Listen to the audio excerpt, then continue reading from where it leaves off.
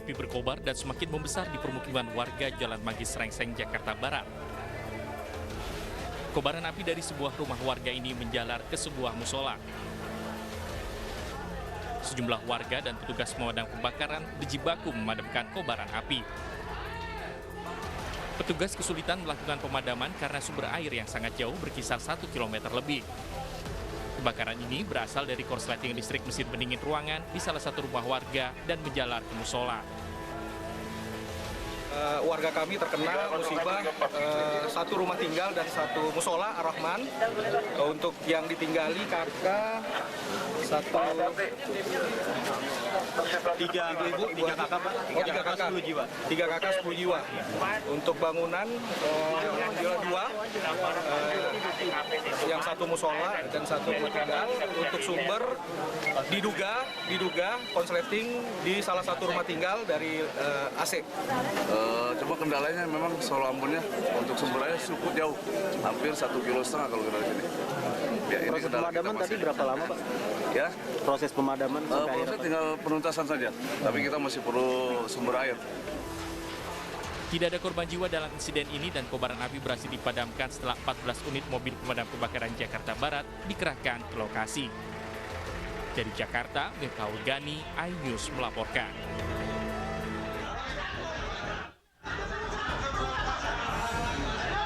Kericuhan antara petugas dan ahli waris sebuah rumah terjadi saat petugas jurusita Pengadilan Negeri Kota Bekasi, Jawa Barat mengeksekusi rumah tersebut. Ratusan petugas gabungan dari Pengadilan Negeri, Kepolisian, TNI, dan Satpol PP Kota Bekasi dikerahkan untuk mengeksekusi rumah dan lahan seluas kurang lebih 5.000 meter persegi. Eksekusi rumah mendapat perlawanan dari pihak termohon dan ahli warisnya. Akibatnya, 2 orang diamankan petugas karena dianggap sebagai provokator. Ya enak kok tinggal jual-jualin. Lapungan saya, kebun saya penuh sama pun duren, pun duku, pun rambutan, pun macam-macam. Orang isinya rumah, siapa yang jualin kalau bukan anjing omat saudara-daranya. Tuh nyelempet ke situ numpang, tuh mada-mada tuh numpang dia di sini. Panggil orangnya kalau gue percaya. Meski sempat mendapat perlawanan, eksekusi rumah akhirnya berhasil dilakukan petugas dengan mengosongkan seluruh isi rumah. Sementara pihak termohon akan melakukan upaya hukum dengan membuat laporan ke polisi atas dasar pengrusakan. Dari Bekasi, Jawa Barat, Rahmat Hidayat, iNews melaporkan. Kebakaran di depan tempat yang kemarin ya Bang ya. Bang posisi di mana? Berapa sekarang di depan nggak ada? Kobaran api membakar sebuah angkutan kota saat melintas di ruas Jalan Arteri Pondok Indah, Kebayoran Lama, Jakarta Selatan. Besarnya kobaran api membuat warga dan sejumlah pengendara yang hendak melintas tak berani mendekat. Petugas penanggulangan kebakaran dan penyelamatan atau Gulkarmat yang tiba di lokasi langsung berusaha memadamkan api yang terus berkobar. Kejadian ini membuat seorang penumpang panik dan turun menyelamatkan diri bersama sang sopir. Dari keterangan saksi di lokasi kejadian, api diduga bersumber dari bagian mesin kendaraan. Akibat kejadian ini, arus lalu lintas dari arah Kebayoran Lama menuju Pondok Indah pun sempat mengalami kemacetan. Kebakaran dari bawahnya, dari bawah tempat duduknya kebakaran. Ini kendaraan dari arah mana mau kemana, Bang? Dari arah Kebayoran Lama ke Lebak Bulus. Saat kejadian ada penumpang, Bang, apa gimana, Bang? Ya, Pak. Ada penumpang saat kejadian? Saat kejadian itu ada penumpang 1 orang di dalam, perempuan, dan juga sopir sendiri. Terus penumpangnya sendiri tadi pas kejadian seperti apa? Pas terjadi itu penumpangnya langsung turun dan melarikan diri untuk menyelamatkan diri. Tidak ada korban jiwa dalam peristiwa ini, sementara kepastian penyebab kebakaran masih diselidiki Polsek Kebayoran Lama. Di Jakarta, Rizky Falufi, iNews melaporkan. 4 orang meninggal dunia dalam kecelakaan yang terjadi di ruas tol Medan Tebing Tinggi di kilometer 47 sampai 500, Kabupaten Deli Serdang, Sumatera Utara. Awalnya sebuah minibus berisi 7 orang melaju kencang dari menuju tol Tebing Tinggi. Diduga minibus menabrak kendaraan lain hingga oleng dan terguling hingga mengalami rusak parah. Sopir beserta 3 penumpang meninggal dunia di lokasi kejadian dan 3 penumpang lainnya mengalami luka-luka. Sementara kendaraan lain yang menyebabkan kecelakaan melarikan diri. Kronologis kecelakaan di jalan tol tepatnya di kilometer 47-400 terjadi kecelakaan antara satu unit mobil Innova yang diduga mengalami kecelakaan. Namun untuk lawan daripada Innova ini sampai sekarang kami masih dalam tahap penyelidikan dan pengembangan. Jenazah korban meninggal sudah diserahkan ke pihak keluarga. Sementara korban selamat masih dalam perawatan. Pihak kepolisian juga masih menyelidiki dan mencari kendaraan lain yang kabur usai bertabrakan dengan korban. Dari Deli Serdang, Sumatera Utara, Amiruddin, iNews melaporkan. Satreskrim Polresta Bandung menangkap 3 pemuda yang menganiaya seorang ojek online di Rancam Anyar, Bandung, Jawa Barat. Mirisnya, 2 dari 3 pelaku yang ditangkap masih di bawah umur sehingga tidak dihadirkan dalam gelar perkara. Penganiayaan bermula ketika korban dan salah satu pelaku yang masih di bawah umur tersebut bersenggolan motor yang berujung perkelahian 1 lawan 1. Usai dilerai warga, pelaku yang tidak terima lalu melapor ke 2 pelaku lain. Karena mabuk minuman keras, ketiga pelaku kemudian menganiaya korban menggunakan senjata tajam hingga korban terluka cukup parah di kepala belakang dan harus dirawat intensif di rumah sakit. Atas perbuatannya sempat viral di media sosial. Setelah yang bersangkutan mengetahui bahwa peristiwanya viral, maka yang bersangkutan kabur keluar kota. Namun polisi terus melakukan pencarian dan ada saatnya lengah, kemudian bisa diidentifikasi oleh penyidik dan dilakukan penangkapan terhadap para tersangka. Setelah dilakukan identifikasi dari para pelaku, maka didapatkan informasi juga bahwa pelaku yang di bawah umur itu juga pernah melakukan pembacokan penganiayaan kepada pedagang nasi goreng. Guna mempertanggungjawabkan perbuatannya, 3 pelaku dijerat pasal pengeroyokan dan kepemilikan senjata dengan ancaman hukuman 7 tahun penjara. Dari Bandung, Jawa Barat, Erik Farizal, iNews melaporkan. Petugas kepolisian Satreskrim Polsek Kelapa Gading menggerebek sebuah unit apartemen di kawasan Kelapa Gading, Jakarta Utara yang dijadikan sebagai praktik aborsi ilegal. Dari hasil pemeriksaan, praktik aborsi terakhir dilakukan pada 16 Desember lalu. Dalam penggerebekan ini, petugas mengamankan 2 orang perempuan sebagai pelaku, serta mengamankan sejumlah alat medis yang digunakan untuk praktik aborsi. Selain alat-alat tersebut, polisi juga menemukan 3 janin. 1 sempat dibawa ke rumah sakit Polri Kramat Jati, namun tidak dapat diselamatkan. Nah, di situ ternyata kita temukan alat-alat kesehatan, lalu ada janin, terus sesuai keterangan dari tersangka yang bersangkutan biasanya membuang janin tersebut di kloset. Lalu setelah kita berkoordinasi dengan pihak manajemen, ditemukan lagi 1 janin di pembuangan tower apartemen. Menurut keterangan pelaku, usai melakukan praktik, dirinya membuang janin tersebut ke kloset. Sementara biaya 1 kali aborsi seharga Rp2 juta. Rencana saya mau kubur.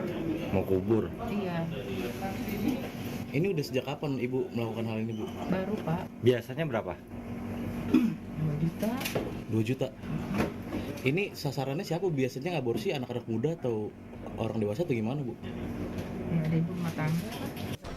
Hingga kini polisi masih melakukan pendalaman dan penyelidikan terkait praktik aborsi ilegal tersebut. Dari Jakarta, Sofyan Firdaus, iNews melaporkan. Truk bantuan, beberapa di antaranya laki-laki duduk di atasnya, melaju melalui penyeberangan Rafah dengan Mesir ke Gaza pada hari Rabu. Pria-pria yang membawa tongkat duduk di atas beberapa truk bantuan yang dalam beberapa hari terakhir dikejar oleh orang-orang yang sangat membutuhkan makanan. Pengiriman bantuan terbaru yang dikawal oleh polisi Hamas terjadi ketika Israel mengatakan akan terus memerangi pejuang meskipun ada seruan internasional untuk gencatan senjata. Israel telah menuai kemarahan internasional dan kecaman yang jarang terjadi dari Amerika Serikat atas pembunuhan warga sipil. Hampir 20.000 warga sipil Palestina telah terbunuh sejak Israel menyatakan perang terhadap pejuang Hamas. Ribuan lainnya terkubur di bawah reruntuhan Gaza menurut perkiraan PBB. Israel mengatakan 127 tentaranya tewas dalam serangan darat setelah Hamas menyerang Israel Selatan pada 7 Oktober sebagai balasan atas kekejaman Israel di pendudukan ilegalnya.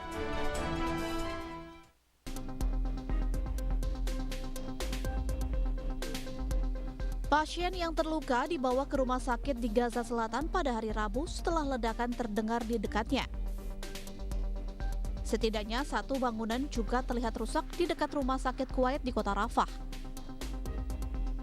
Tidak jelas berapa banyak orang yang tewas atau terluka dalam ledakan tersebut. Sebelumnya pada hari itu setidaknya 46 orang tewas dan lebih dari 100 orang terluka ketika Israel terus membombardir kamp pengungsi perkotaan Jabalia dekat kota Gaza. Militer Israel mengatakan 134 tentaranya tewas dalam serangan darat di Gaza. Israel mengatakan pihaknya telah membunuh sekitar 7.000 militan, namun tidak ada bukti dan menyalahkan pejuang Hamas atas kematian warga sipil dengan mengatakan bahwa Hamas menggunakan mereka sebagai tameng manusia ketika berperang di daerah permukiman. Sedikitnya 5 orang tewas dan puluhan lainnya luka-luka dalam serangan yang menghantam 3 rumah tempat tinggal dan sebuah masjid di kota Rafah, Gaza Selatan pada hari Rabu. Korban luka dibawa ke rumah sakit Kuwait di Rafah. Serangan terbaru ini terjadi ketika jumlah korban tewas warga Palestina di Gaza mendekati 20.000. Sebagian besar korban tewas akibat tembakan atau serangan udara Israel yang terus menghantam wilayah tersebut.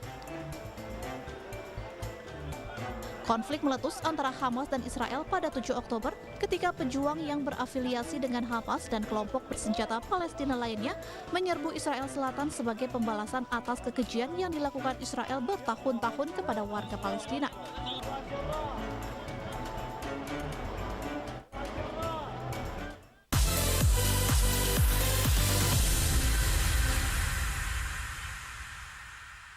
Mengupas makna dan tafsir Al-Quran bersama ulama terkemuka tanah air. Qaumum min qaum khairun minal yadis suflah. Nggak bakal bisa dibayar oleh dunia dan seisinya. Jelas, lugas untuk kehidupan sehari-hari. Di antara yang merusak hati adalah buruk sangka. Wa aqimus shalah wa atuz zakah.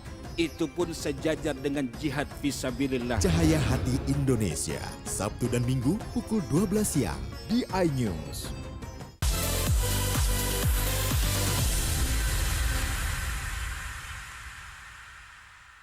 Menteri Perdagangan Zulkifli Hasan mendadak jadi perbincangan setelah video pidatonya saat membuka acara Rakernas Asosiasi Pedagang Pasar seluruh Indonesia di Semarang viral di media sosial. Zulhas juga diduga melecehkan gerakan sholat dengan menyebut saat ini ada kaum yang fanatik terhadap salah satu paslon hingga tidak mengucapkan amin sesuai membaca surat Al-Fatihah. Begitu juga saat tahiyat akhir, Zulhas menyatakan bahwa ada orang-orang yang mengubah menunjuk yang tadinya 1 jari menjadi 2 jari. Menanggapi video viral ini, Ketua Umum Forum Umat Islam Bersatu, Rahmat Himran menyebut akan melaporkan Zulkifli Hasan ke Bareskrim Polri.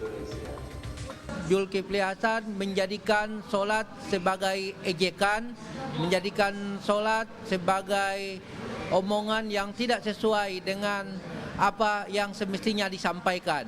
Sehingganya kami menganggap bahwa pidato yang dilakukan oleh Zulkifli Hasan itu sangat menistakan agama Islam. Selain akan dilaporkan polisi, Aliansi Santri juga mengecam keras pernyataan Zulkifli Hasan. Sebab dalam keterangan tertulisnya, Aliansi Santri menyebut Zulhas telah mempolitisasi ibadah sholat yang merupakan ibadah sakral umat Islam.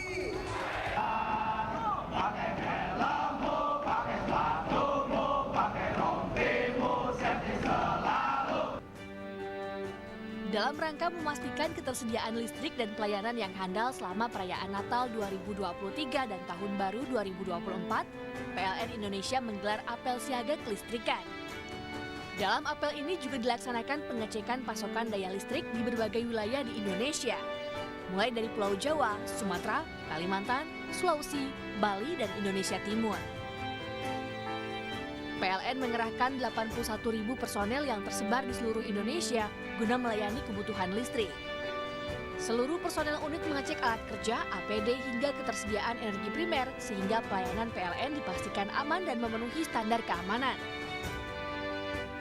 Kenapa kami melakukan apel siaga adalah kami PLN mempersiapkan seluruh kekuatan PLN dengan satu tujuan agar perayaan Natal tahun 2023 dan tahun baru 2024 bisa berjalan dengan lancar, di mana pasokan listriknya bisa.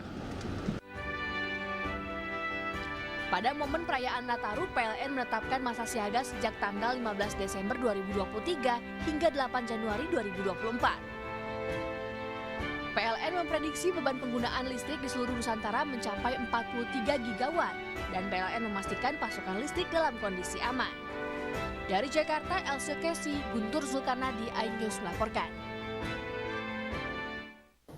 Korlantas Polri menggelar apel gelar pasukan yang terdiri dari unsur gabungan TNI Polri dan 19.000 personel diterjunkan, diantaranya dari Korlantas Polri, Korps Brimob, personil TNI, tim Densus 88 anti teror dan juga dari Kementerian Perhubungan.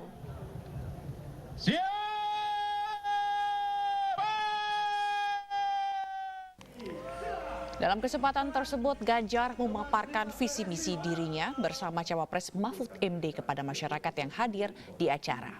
Dalam acara ini, Ganjar juga sempat di-roasting oleh para stand-up komedi yang hadir terkait sejumlah kebijakan yang akan dilakukannya apabila terpilih sebagai presiden pada tahun 2024. Selain itu, Cawapres nomor urut 3 Mahfud MD juga sempat dipuji oleh stand-up komedi lantaran memiliki prestasi dan langkah-langkah penegakan hukum yang baik.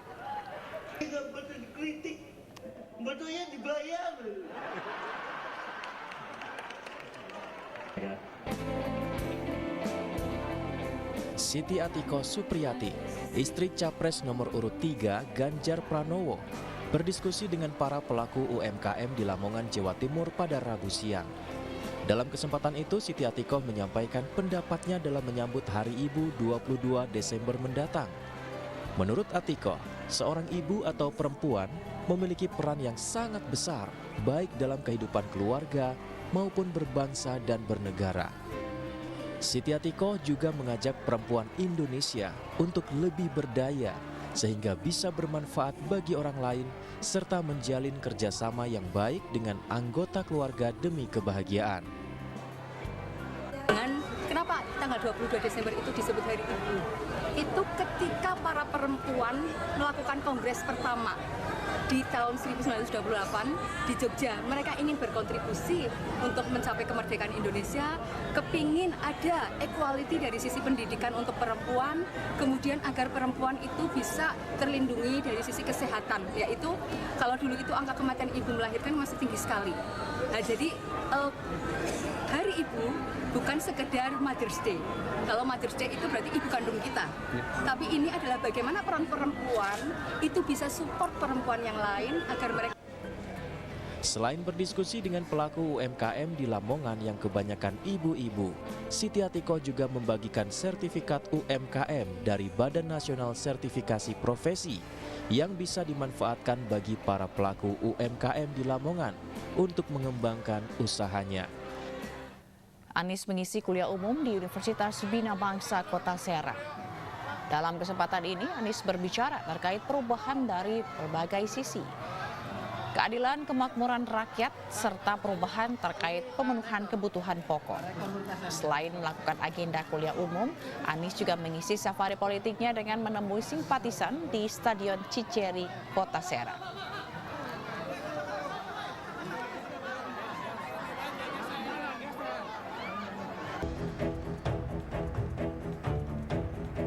Tim gabungan menertibkan alat peraga kampanye atau APK yang melanggar aturan di Kota Surakarta, Jawa Tengah lantaran dipasang di lokasi yang tidak pada tempatnya Kamis siang.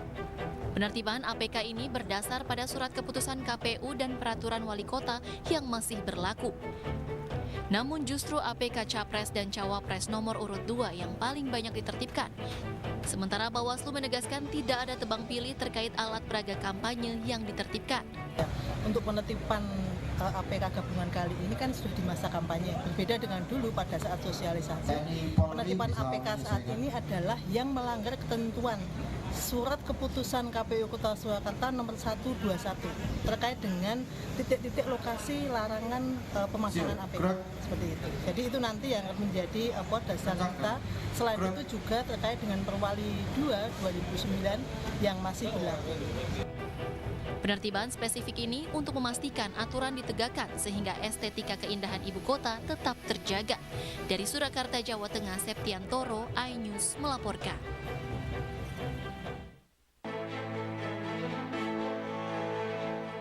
Kasus pemasangan baliho Capres-Cawapres Prabowo Gibran di pos polisi Persimpangan Pacing, Kabupaten Mojokerto beberapa waktu lalu berbuntut panjang. Badan Pengawas Pemilu Kabupaten Mojokerto mengecam dan merasa dirugikan dengan cuitan di media sosial X milik Humas Polda Jawa Timur. Dalam cuitan tersebut, Polda Jawa Timur mengklaim jika baliho paslon nomor urut 2 itu sengaja dipasang oleh Bawaslu Kabupaten Mojokerto. Akibatnya, hal itu viral di media sosial dan warganet menduga Bawaslu tidak netral dalam Pilpres 2024. Padahal Bawaslu Kabupaten Mojokerto tidak pernah memasang baliho tersebut dan menuntut Polda Jawa Timur meminta maaf secara terbuka. Atas tuduhan dari Humas Polda Jawa Timur bahwa Bawaslu yang melakukan pemasangan APK berbentuk baliho milik paslon calon nomor urut 2 yang terdapat di atas pos pantau, polisi lalu lintas di pertigaan Desa Pacing, Kecamatan Bangsal, Kabupaten Mojokerto ini, Bawaslu Kabupaten Mojokerto melalui Bawaslu Provinsi Jawa Timur meminta kepada Kepala Polda Jawa Timur atau Kapolda untuk 1. Meminta maaf secara resmi kepada Bawaslu Kabupaten Mojokerto. Sebelumnya baliho Prabowo Gibran terpasang di atas pos polisi Persimpangan Pacing, Kabupaten Mojokerto. Baliho tersebut sempat viral di media sosial, hingga akhirnya Bawaslu Kabupaten Mojokerto menurunkan poster tersebut karena dianggap melanggar etik. Diam aja, ini di Rumah Sakit Bayangkara Polri nih, di pagarnya. Nih, saya zoom nih, pelang rumah sakitnya nih. Sementara itu, baliho pasangan Prabowo Gibran juga ditemukan terpasang di Rumah Sakit Bayangkara Provinsi Banten. Diduga alat peraga kampanye ini dipasang oleh sayap relawan Prabowo Gibran. Poster spanduk itu terpasang di pagar dan dinding Rumah Sakit Bayangkara dan notabene-nya milik Polri. Dalam video yang beredar, perekam video ini meminta polisi, KPU, dan Bawaslu untuk menurunkan alat peraga kampanye tersebut.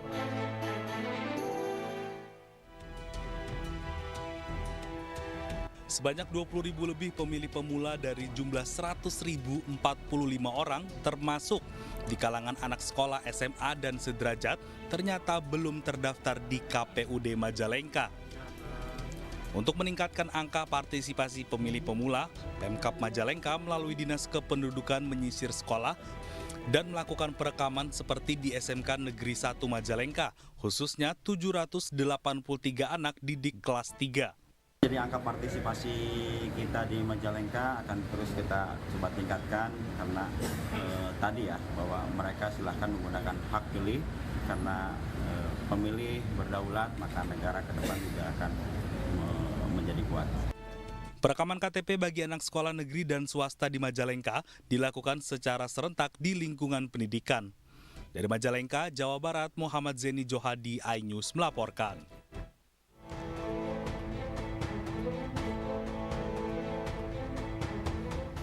Perakitan kotak suara untuk pemilu 14 Februari mendatang berlangsung di gudang logistik KPU Kabupaten Pandeglang di Jalan AMD Lintas Timur Kelurahan Sukaratu, Kecamatan Majasari, Pandeglang, Banten. Pengerjaan dilakukan oleh 10 pekerja harian lepas yang merupakan warga sekitar. Sementara itu, Ketua KPU Kabupaten Pandeglang, Nunung Nur Azizah mengatakan perakitan kotak suara ditargetkan selesai dalam waktu 5 hari ke depan. Nantinya, kotak suara yang sudah dirakit akan didistribusikan ke 3.759 tempat pemungutan suara atau TPS, di mana masing-masing TPS akan mendapatkan 5 buah kotak suara. KPU Pandeglang melaksanakan perakitan kotak.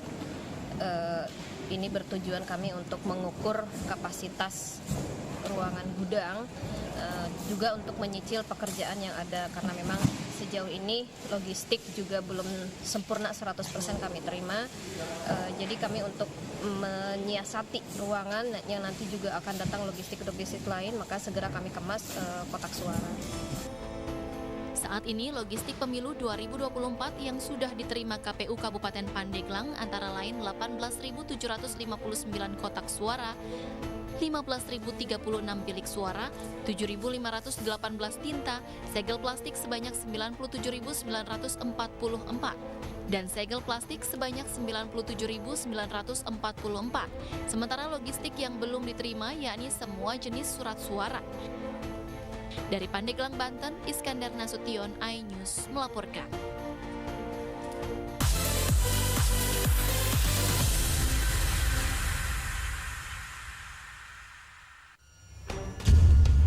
Nuduhan saya menerima 27 miliar. Yang menghina saya, mencaci maki saya. Hukum di negeri ini yang kalau nggak dikawal Legal berkedok rumah kasus mega korupsi dipicu terkait masalah. Jangan bilang Anda tidak tahu karena kami sudah memberitahukannya. iNews File Sabtu dan Minggu pukul 9 pagi. Enak, bikin mata kita melek dan rasanya mantap. Temani weekendmu bersama program kuliner spesial. Kalaparan, eksplor gokil wisata kuliner. Hidden Gem, tempat makan yang jarang terekspos. Food Diary, mengupas sejarah kuliner dan viral. ini enak banget. Saksikan kuliner spesial weekend, Sabtu dan Minggu, pukul 10 pagi di iNews.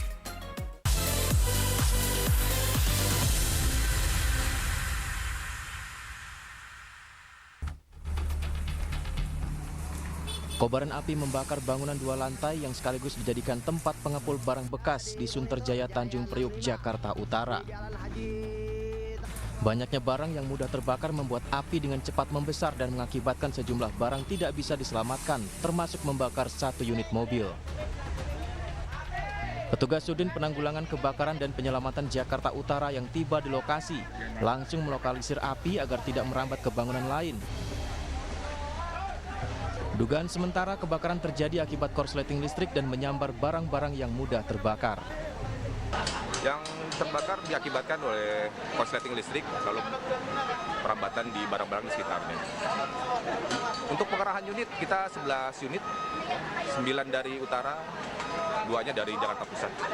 Ini yang terbakar apa sih Bang? Bengkel atau rumah atau apa? Ini untuk berita terakhir kita himpun, ini rumah, tapi itu ada barang-barang bekas pengepul ya. Tidak ada korban jiwa dalam peristiwa kebakaran ini. Kasusnya ditangani oleh Polsek Tanjung Priuk, Jakarta Utara.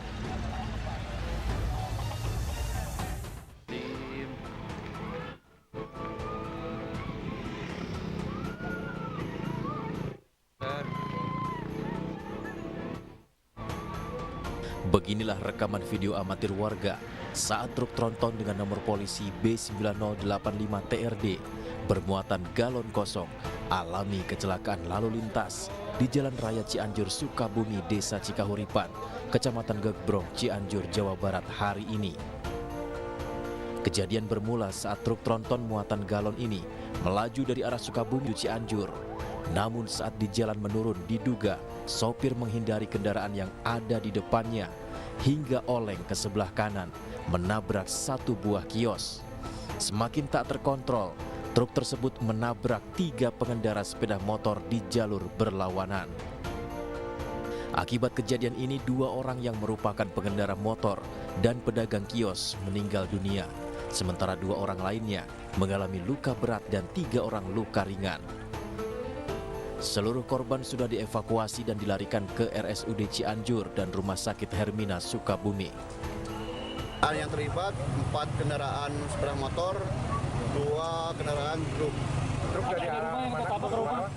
Truk dari arah Sukabumi menuju Cianjur. Muatan apa? Muatan air mineral. Itu tadi berapa rumah? Kios. Dibuka kios. Hingga saat ini petugas kepolisian masih menyelidiki kejadian kecelakaan lalu lintas tersebut. Sementara akibat kejadian ini, arus lalu lintas dari kedua arah sempat dilakukan buka tutup untuk mengurangi kemacetan. Dari Cianjur, Jawa Barat, Muhammad Andi Isyan, iNews melaporkan.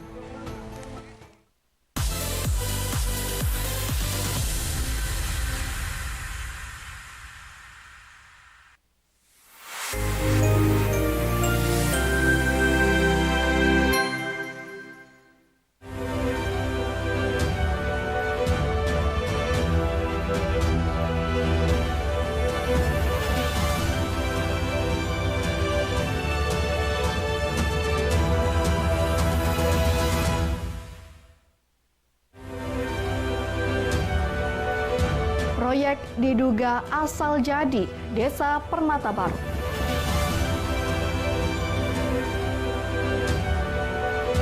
Tiket libur Nataru hampir ludes terjual.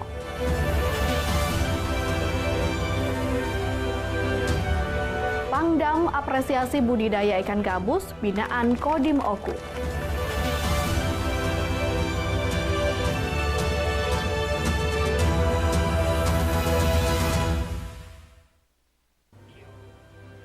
Assalamualaikum warahmatullahi wabarakatuh. Apa kabar Anda pemirsa? Kembali Anda menyaksikan Anyus Sumsel edisi hari ini Jumat 22 Desember 2023. Tentunya selain 3 informasi menarik tadi, kami juga akan hadirkan beragam informasi menarik lainnya bersama saya, Anggun Prisma.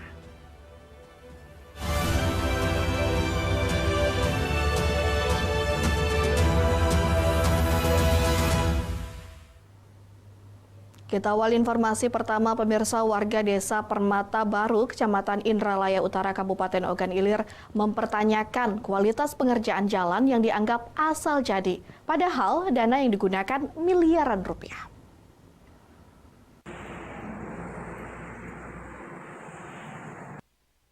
Lagi-lagi, warga mempertanyakan kualitas jalan Desa Permata Baru, Kecamatan Indralaya Utara, Kabupaten Ogan Ilir. Jalan tersebut diduga kuat telah terjadi indikasi penyimpangan. Masyarakat pun mengaku kecewa karena dana yang dikucurkan cukup fantastis, mencapai miliaran rupiah.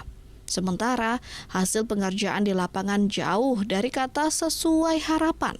Jalan yang semestinya lebar 4 meter namun hanya dikerjakan 3 meter saja. Selain itu, ketebalan ataupun ketinggian jalan diperkirakan antara 2-3 cm yang seharusnya antara 10 hingga 15 cm. Dengan kualitas jalan yang buruk, warga memprediksi jalan tersebut akan segera rusak.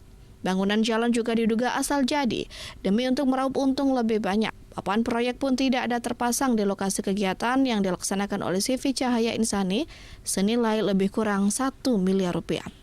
Warga mengaku heran mengapa Dinas PUPR menerima hasil pengerjaan proyek.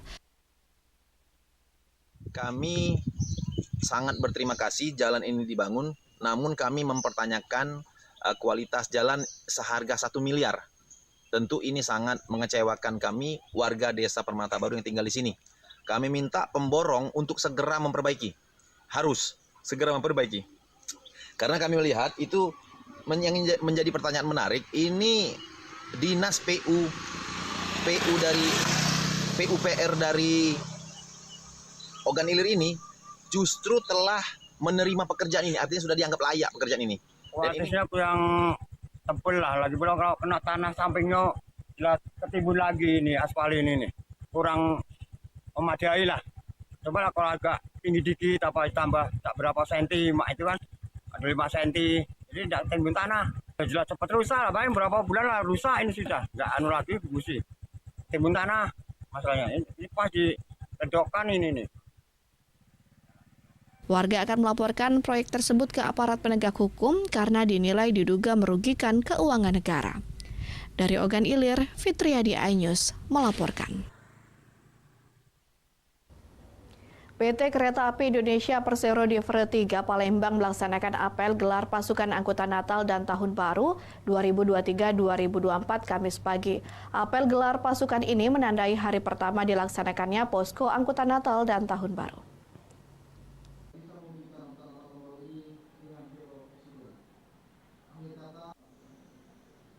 PT KAI menetapkan periode angkutan Nataru selama 18 hari dari 21 Desember 2023 hingga 7 Januari 2024. KAI telah memastikan keandalan sarana dan prasarana bersama Kementerian Perhubungan serta melakukan pemeriksaan kelayakan dan kesiapoperasian lokomotif.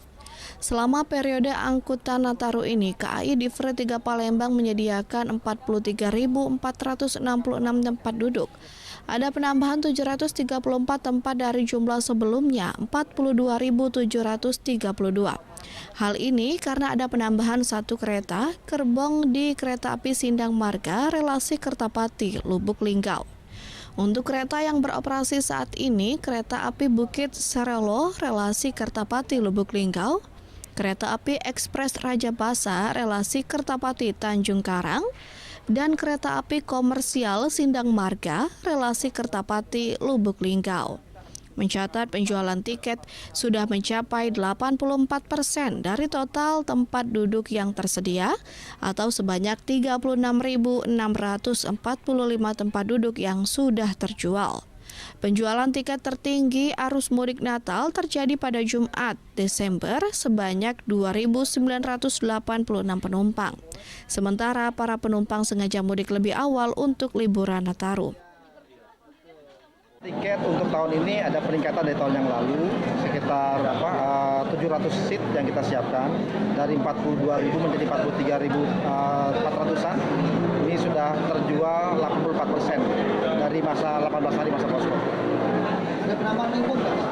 Kita hanya maksimalkan untuk kereta api komersil dengan menambah 1 gerbong di kereta api komersil. Ini untuk tujuan apa? Liburan Natal atau Liburan sekolah. Sekolah ya. Sudah lama pesen tiket, Bu? Sudah. Sulit nggak dapat tiket? Enggak. Dari mana pesan? Terima kasih, Bu ya. Guna meningkatkan keselamatan perjalanan kereta api di periode angkutan Nataru, KAI Divri 3 mempersiapkan petugas ekstra di beberapa titik rawan yang merupakan daerah pemantauan khusus sebanyak 52 titik, terutama di lintas Kabupaten Muara Enim, Lahat, Tebing Tinggi, dan Lubuk Linggau. Dari Palembang, Bambang Irawan Anyus melaporkan. Pertamina Patra Niaga Regional Sumbaksel mengantisipasi pergerakan pemudik yang ingin merayakan Natal dan Tahun Baru. Hal ini dibuktikan dengan kembali dibentuknya Satuan Tugas Nataru yang melibatkan seluruh lini operasional perusahaan untuk memastikan energi yang digunakan masyarakat tetap aman dan terpenuhi.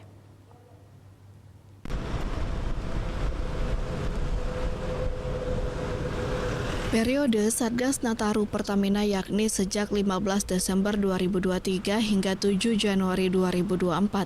Satgas Nataru ini dibentuk untuk memastikan kebutuhan energi seperti BBM, LPG, dan aftur di Provinsi Sumatera Bagian Selatan. Satgas Nataru ingin memastikan ketahanan stok dalam keadaan aman sehingga distribusi tidak terganggu dan masyarakat dapat melaksanakan perjalanan mudik libur Natal dan Tahun Baru dengan nyaman dan tenang. Pertamina Patra Niaga Regional Sumbaksel telah menghitung proyeksi peningkatan konsumsi energi masyarakat selama masa libur Natal 2023 dan Tahun Baru 2024. Setidaknya akan ada peningkatan kebutuhan di Sumatera Selatan sekitar 5% untuk gasolin atau bensin, sedangkan untuk produk gas oil atau solar tidak ada perubahan yang signifikan. Peningkatan juga terdapat pada konsumsi LPG sekitar 2,8%, serta untuk kebutuhan aftur meningkat sekitar 6%, di mana data tersebut seluruhnya dibandingkan dengan capaian merata Oktober 2023. Pertamina Patra Niaga Regional Sumbaksel menyiapkan antisipasi dalam menghadapi Natal dan Tahun Baru tahun 2024 dengan cara membentuk tim Satgas, di mana tim Satgas ini bertugas untuk memonitoring dan juga melakukan langkah-langkah antisipatif seperti peningkatan stok di terminal BBM kita maupun di lembaga penyalur kita untuk memastikan ketersediaan dari BBM dan juga LPG mencukupi di wilayah Sumbaksel. Saya kira itu. Ada 16 SPBU kantong dengan kapasitas mobil tangki penuh disiagakan di titik-titik SPBU yang merupakan jalur mudik maupun area wisata yang berpotensi adanya lonjakan kebutuhan. Dari Palembang, Bambang Irawan iNews melaporkan. Kami hadirkan informasi Pangdam apresiasi budidaya ikan gabus binaan Kodim Oku sesaat lagi.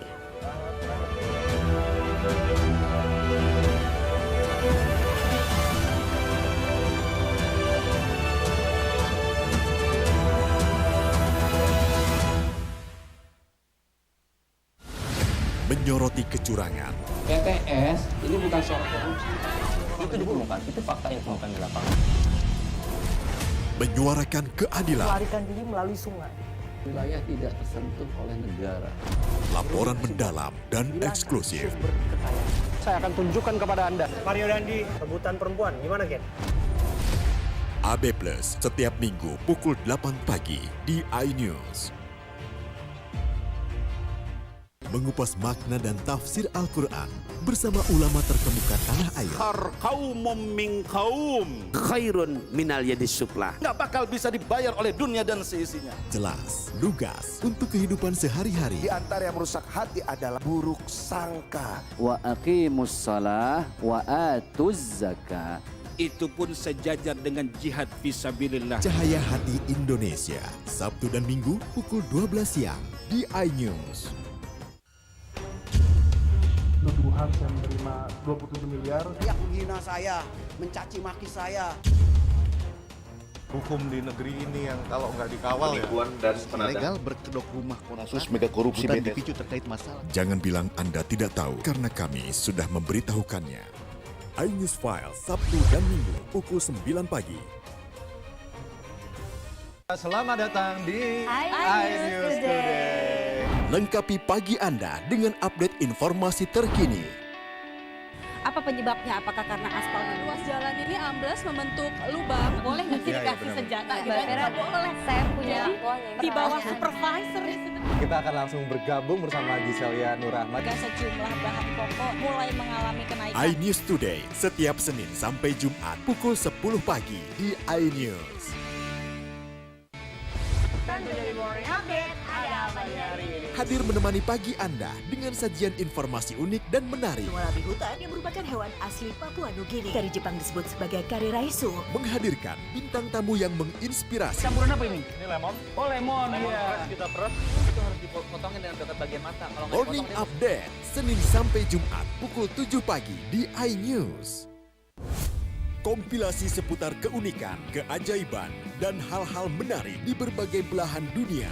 Suku Sentinel dipercaya berasal dari Afrika yang bermigrasi ke pulau itu sejak 60.000 tahun yang lalu. Seperti apa sejarah kelam dari tragedi tenggelamnya kapal Titanic? Lantas siapa tokoh di balik anime yang legendaris?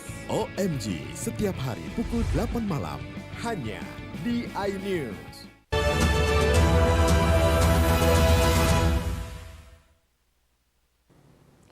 Pemirsa, Pangdam 2 Sriwijaya Majen TNI Yanuar Adil mengunjungi Kodim 0403 Oku. Selain memberikan pengarahan terhadap personil Kodim 0403 Oku, Pangdam juga memberikan bantuan terhadap Demplot budidaya ikan gabus binaan Kodim 0403 Oku dan mengapresiasi kinerja anggotanya.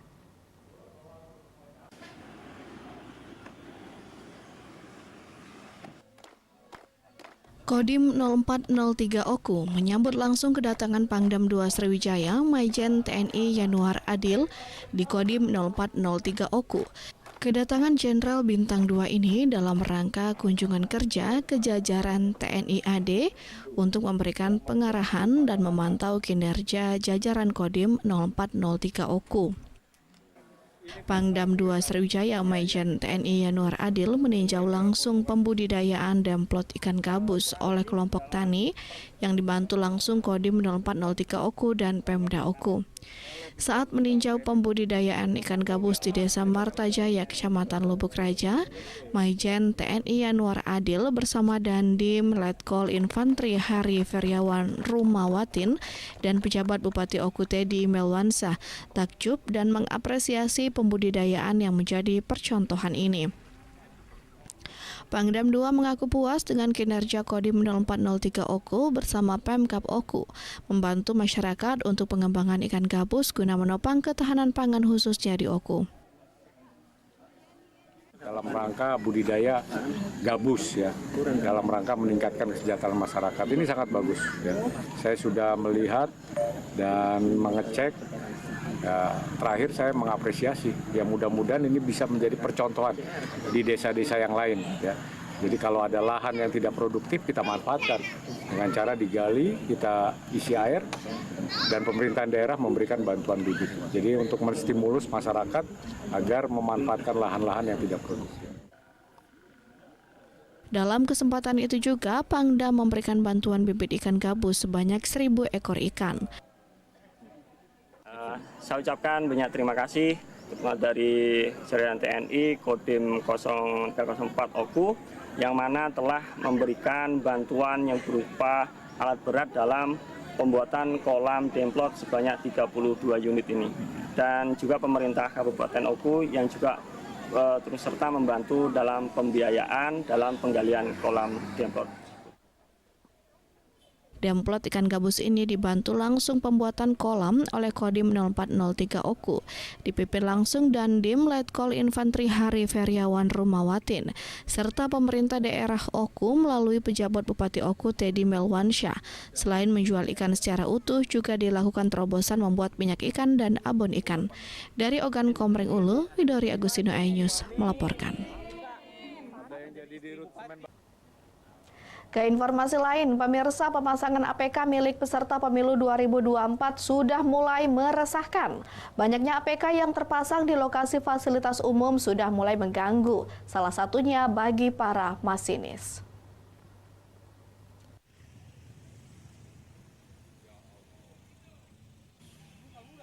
Pemasangan alat peraga kampanye yang ada di wilayah Muara Enim ternyata sangat meresahkan. Banyaknya APK milik peserta pemilu banyak terpasang di lokasi terlarang, terutama di area pelayanan publik. Sebelumnya, PT KAI di Muara Enim menurunkan banyaknya APK berbentuk spanduk, banner, dan stiker berada di area operasional PT KAI atau jalur rel kereta yang dinilai mengganggu jarak pandang dan menutupi rambu-rambu yang ada.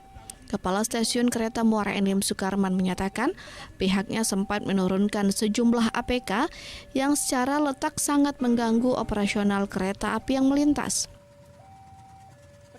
Seperti yang laporan-laporan masyarakat yang dilaporkan tadi ya, intinya itu pada fasilitas kereta api terutama di jalan perlintasan atau yang mengganggu pandangan masinis sehingga mengganggu operasional kereta api itu dilarang ya, seperti pemandangan masinis harus lurus ke depan, tidak terganggu oleh pemasangan APK tersebut ya. Setidaknya APK dipasang 6 meter dari rel kereta agar tidak mengganggu pandangan masinis dan rambu lalu lintas yang ada, terutama di jalur perlintasan kereta.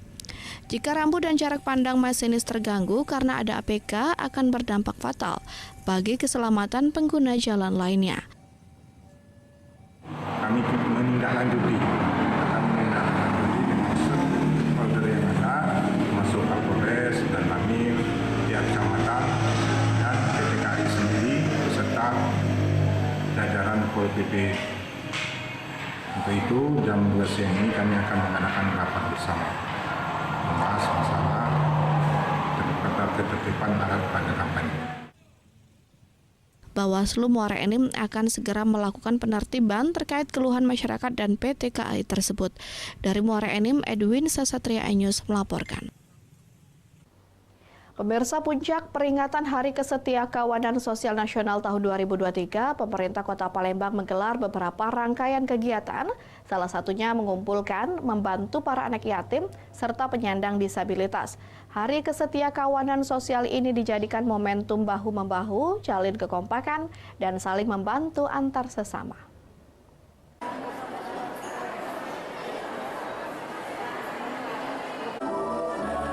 Peringatan Hari Kesetiakawanan Sosial Nasional atau HKN tahun 2023 yang jatuh pada tanggal 20 Desember, berbagai rangkaian pun telah dilaksanakan oleh pemerintah melalui Dinas Sosial Kota Palembang yang dibantu oleh Sentra Budi Perkasa yang merupakan UPT dari Kementerian Sosial RI. Tepat tanggal 21 Desember 2023 menjadi puncak dari seluruh kegiatan mulai dari donor darah, sunatan massal hingga memberikan bantuan ataupun santunan kepada anak yatim dan penyandang disabilitas berupa uang, seperangkat alat tulis, kursi roda, dan tongkat untuk penyandang disabilitas. Momentum ini pun dijadikan sebagai tolak ukur kebangkitan para generasi penerus agar saling bahu-membahu, menjalin kekompakan, dan saling membantu antar sesama. Jadi Hari Kesetiakawanan Nasional ini di mana kita memang harus melaksanakan solidaritas, kegiatan-kegiatan yang sangat menyentuh masyarakat sehingga begitu dirasakan oleh masyarakat sendiri. Kemudian kita juga memberikan beberapa bantuan kepada panti asuhan, kepada penyandang disabilitas dan sebagainya. Kegiatan ini merupakan bentuk nyata kita bahwa nilai-nilai kesetiakawanan sosial itu harus dibuktikan secara nyata melalui berbagai kegiatan. Nah, kegiatan yang kita laksanakan antara lain adalah donor darah, kemudian kita juga ada sunatan massal, dan alhamdulillah dalam kegiatan ini kita juga disupport dan didukung oleh berbagai pihak. Antara lain kita didukung oleh Sentra Budi Perkasa yang merupakan UPT dari Kementerian Sosial Republik Indonesia. Kalau untuk Generasi Pemuda, ya memang kita melalui pilar-pilar kesejahteraan sosial di dinas sosial, di Kementerian Sosial itu, di dinas sosial ada 4 pilar kesejahteraan sosial yang terdiri dari pekerja sosial masyarakat, tenaga kerja sukarelawan kecamatan, kesejahteraan sosial kecamatan, ada juga pendamping PKH, ada Tagana, dan ada Karang Taruna. Pemerintah Kota Palembang mengajak seluruh elemen masyarakat untuk membangun jiwa sosial, membantu antar sesama. Dari Palembang, Erwin Setiawan, iNews melaporkan. Mengupas makna dan tafsir Al-Quran bersama ulama terkemuka tanah air. Kaumum min kaum khairun minal yadis sufla. Nggak bakal bisa dibayar oleh dunia dan seisinya. Jelas, lugas untuk kehidupan sehari-hari. Di antara yang merusak hati adalah buruk sangka. Wa aqimus shalah wa atuz zakah. Itu pun sejajar dengan jihad fisabilillah. Cahaya Hati Indonesia, Sabtu dan Minggu pukul 12 siang di iNews. Tuduhan saya menerima 27 miliar. Yang menghina saya, mencaci maki saya. Hukum di negeri ini yang kalau nggak dikawal Penipuan dan legal berkedok rumah kasus mega korupsi dipicu terkait masalah. Jangan bilang Anda tidak tahu karena kami sudah memberitahukannya. iNews File Sabtu dan Minggu pukul 9 pagi. Kompilasi seputar keunikan, keajaiban, dan hal-hal menarik di berbagai belahan dunia. Suku Sentinel dipercaya berasal dari Afrika yang bermigrasi ke pulau itu sejak 60.000 tahun yang lalu. Seperti apa sejarah kelam dari tragedi tenggelamnya kapal Titanic? Lantas siapa tokoh di balik anime yang legendaris? OMG setiap hari pukul 8 malam hanya di iNews. Enak, bikin mata kita melek. Dan rasanya mantap. Temani weekendmu bersama program kuliner spesial. Kalaparan, eksplor gokil wisata kuliner. Hidden Gem. Tempat makan yang jarang terekspos. Food Diary, mengupas sejarah kuliner dan viral. Ini enak banget. Saksikan kuliner spesial weekend, Sabtu dan Minggu, pukul 10 pagi di iNews. Update informasi terlengkap menuju prime time berkualitas bersama iNews. Selamat sore pemirsa. Lindas oleh mobil tersangka. Memanggil mentan untuk dimintai. Coba memadamkan api. iNews sore setiap hari. Sore pemirsa, kita berjumpa di iNewsroom. Warga Palembang Jadikan panggung orasi. umur capres dan cawapres. Yang paling jangkau dan sangat. iNewsroom setiap Senin sampai Jumat. Kita di iNews Prime. Masa dari komunitas Menjaga Dikyang. Akan bahwa Secara normal kedua penduduk berada di Bandung, Jawa Barat. Memiliki komunitas. Kepanjangan. Ajak iNews Prime setiap Senin sampai Jumat. Inilah iNews Malam mengevakuasi korban mas yang salah sasaran. disertai asap hitam. Bicara pada menit ke-6 Di Riau berjalan aman. CIC memberikan tarif promo. iNews Malam setiap hari. Hanya di iNews. KPU rakit kotak suara. Informasinya sesaat lagi.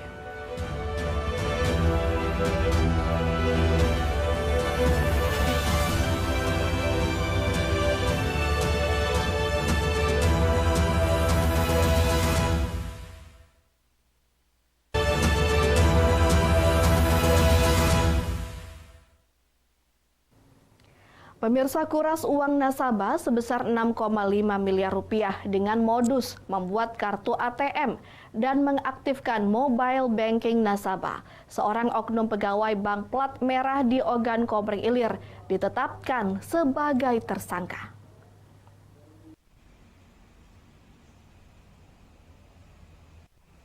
Tim penyidik Kejaksaan Tinggi Sumatera Selatan menetapkan seorang oknum pegawai bank plat merah berinisial AT sebagai tersangka kasus dugaan korupsi dana nasabah berdasarkan keterangan saksi dan alat bukti yang cukup. Modus yang dilakukan tersangka yakni dengan cara membuat kartu ATM dan mengaktifkan mobile banking milik nasabah. Setelah itu tersangka menguras uang milik nasabah dari tahun 2022 hingga 2023 dengan total kerugian nasabah mencapai 6,4 miliar rupiah. Meski telah ditetapkan sebagai tersangka, oknum pegawai bank plat merah tersebut belum ditangkap. Kasih-Penkum Kejati Sumsel juga tidak menyebutkan secara rinci nama bank milik negara tersebut karena tim penyidik Kejati Sumsel masih melakukan mapping atau mencari pihak-pihak lainnya yang terlibat. Ya, bahwa tersangka ini mengatasnamakan nasabah. Ya, dia membuka rekening nasabah ya dengan cara apa? Membuat ATM, kemudian mengaktifkan mobile banking dari nasabah dengan dia menarik uang dari nasabah. Dalam penyidikan ini telah dihitung kerugian keuangan negara sebesar 6.483.127.524 rupiah. Dari Palembang, Guntur Riansyah, iNews melaporkan.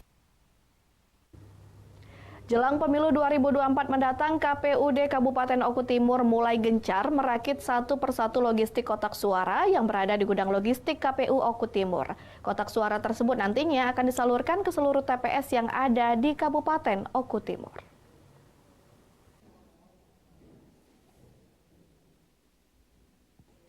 Komisi Pemilihan Umum Daerah Kabupaten Oku Timur terus melakukan persiapan dan kesiapan guna menyongsong pemilu serentak yang akan datang.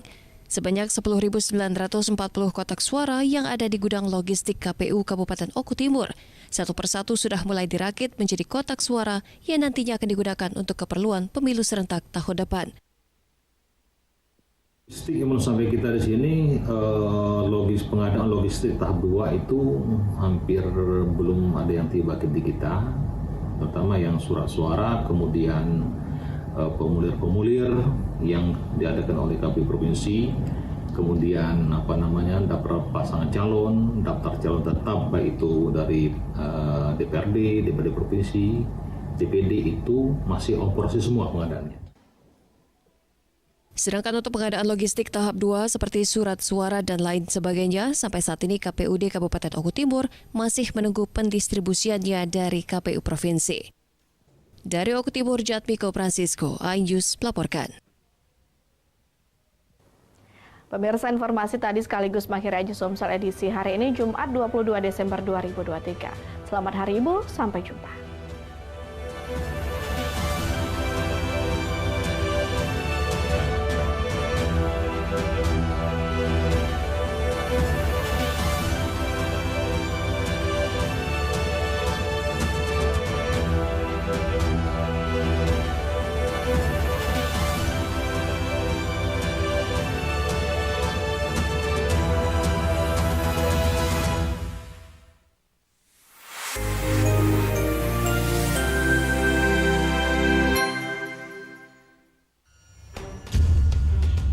Saya menerima 27 miliar. Yang menghina saya, mencaci maki saya.